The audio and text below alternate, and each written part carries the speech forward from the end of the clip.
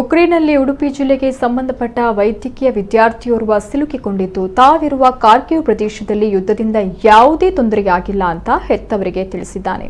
ಬ್ರಹ್ಮಾವರದ ಕೃಷಿ ವಿಜ್ಞಾನ ಕೇಂದ್ರದ ವಿಜ್ಞಾನಿ ಡಾಕ್ಟರ್ ಧನಂಜಯ್ ಬಗ್ಲಿ ಅವರ ಹಿರಿಯ ಮಗ ರೋಹನ್ ಉಕ್ರೇನ್ನ ಕಾರ್ಕಿವ್ ನ್ಯಾಷನಲ್ ಮೆಡಿಕಲ್ ಯೂನಿವರ್ಸಿಟಿಯಲ್ಲಿ 5ನೇ ವರ್ಷದ MBBS ವ್ಯಾಸಂಗ ಮಾಡ್ತಾ ಇದ್ದು ಯುದ್ಧ ಪರಿಸ್ಥಿತಿಯ ಬಗ್ಗೆ ಮಾಹಿತಿ ನೀಡಿದ್ದು ಸದ್ಯ ಯಾವುದೇ ಆತಂಕದ ವಾತಾವರಣವಿಲ್ಲ ಅಂತ ಹೇಳಿರುವುದಾಗಿ ಆತನ ತಂದೆ ಡಾಕ್ಟರ್ ಧನಂಜಯ್ ತಿಳಿಸಿದ್ದಾರೆ.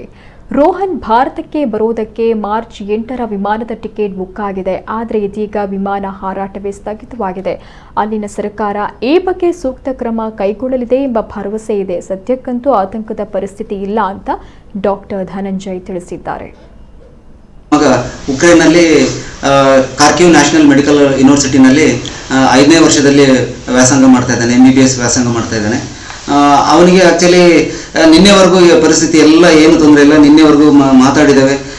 ಇಲ್ಲೆಲ್ಲ ಬರ್ತಕ್ಕಂಥ ಮೀಡಿಯಾದಲ್ಲಿ ಬರ್ತಕ್ಕಂಥ ವಿಷಯಗಳನ್ನೆಲ್ಲ ಶೇರ್ ಮಾಡಿದಾಗ ಇಲ್ಲಪ್ಪ ಇಲ್ಲಿ ಏನು ತೊಂದರೆ ಇಲ್ಲ, ನಾರ್ಮಲ್ ಜೀವನ ನಡೀತಾ ಉಂಟು ಅಂತೆಲ್ಲ ಹೇಳಿದರು.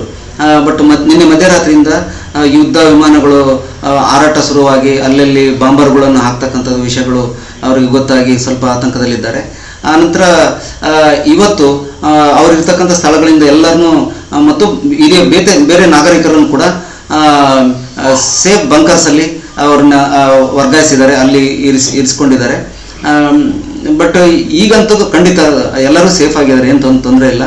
ಬಟ್ ಈಗಿನ ಪರಿಸ್ಥಿತಿ ಮುಂದಿನ ನಾಳೆ ಸಹ ಹೀಗೆ ಇರ್ತದೆ ಅಂತ ಹೇಳಲಿಕ್ಕಾಗೋದಿಲ್ಲ, ಸುಧಾರಿಸಲೂಬಹುದು, ಹೇಳಲಿಕ್ಕಾಗೋದಿಲ್ಲ. ಹಾಗೆ ಅವರು ಆತಂಕದಲ್ಲಿರುವವರನ್ನಲ್ಲಿ ಖಂಡಿತ ಒಂದು ಈಗ ಇನ್ನೊಂದು ಪ್ರಾಬ್ಲಮ್ ಏನಾಗಿದೆ ಅಂದರೆ ವಿಮಾನಗಳ ಹಾರಾಟ ಇಲ್ಲ, ಇಲ್ಲಿಂದ ಹೋಗ್ತಾ ಇಲ್ಲ, ಅಲ್ಲಿಂದಲೂ ಕೂಡ ಬರ್ತಾ ಇಲ್ಲ.